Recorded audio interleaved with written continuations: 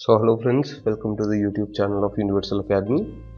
As you can see, the topic we'll be discussing today is English Communicative Class 10 syllabus and the exam structure. I have taken the syllabus from the CBSE site so that I can tell you what are the things to do and to avoid in the last minute. A. Reading skills 20 marks. B. Writing skills with grammar 30 marks. C. Literature, textbook and extended reading text for 30 marks. Total these add up to 80 marks.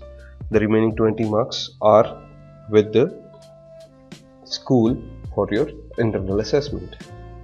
As you can see, section A reading, it has two unseen passages of a total of 700 to 750 words. First passage of 300 to 350 words with 8 very short answer type questions for 8 marks, which one can easily achieve. The tip I would like to give to the students is that they should read the questions first, then read the passage, and after reading the passage they should again come back to the questions so that what the examiner is trying to ask, you can be very clear with it. The next passage would be for 350 to 400 words with 4 short answer type questions and 4 very short answers to test vocabulary and comprehension. These would be for 12 marks. Okay, moving on to the writing and grammar section.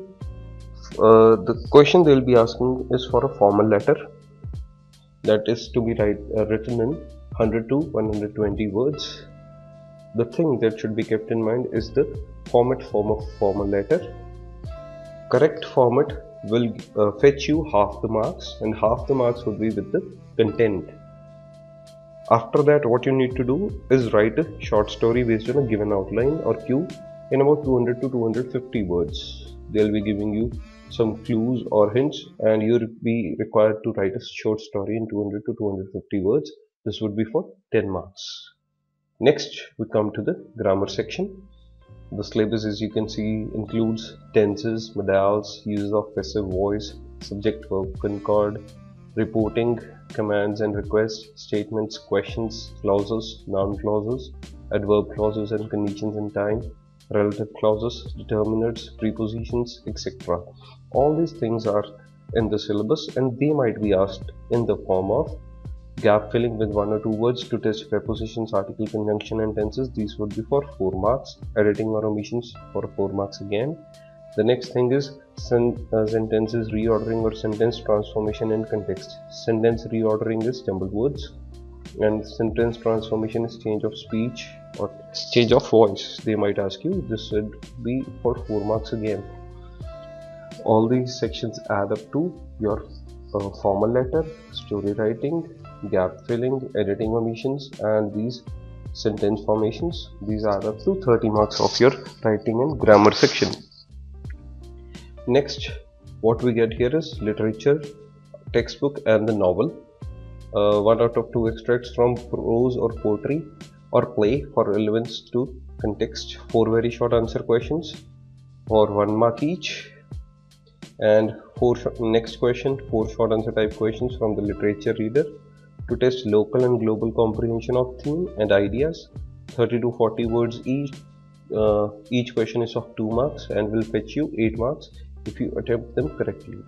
Next, question number 10, 1 of 2 long answer type questions to assess how the values inherent in the text have been brought out. Creativity, imagination and extrapolation beyond the text and across the tests will be assessed. What are they trying to say is that they will be testing your proper understanding of the context and they'll be asking you questions based on those topics. The last question, question number 11 that we have here is 1 out of 2 very long answer questions on theme or plot involving interpretation, inference and character in about 200 to 250 words based on prescribed novel text for extended reading. That is the novel you guys are reading. This question will be asked from the novel. So 4 marks, 8 marks, 8 marks and 10 marks. All these marks add up to again 30 marks of your literature part. The first section was for comprehension. I have given you a tip to read the questions first, comprehension and then come back to questions again. Grammar is easy. So thank you guys. I hope you guys enjoyed this in-depth analysis of your English Communicative Class 10 syllabus. Don't forget to like, share, comment and subscribe. I'll be posting soon the content for science and maths as well.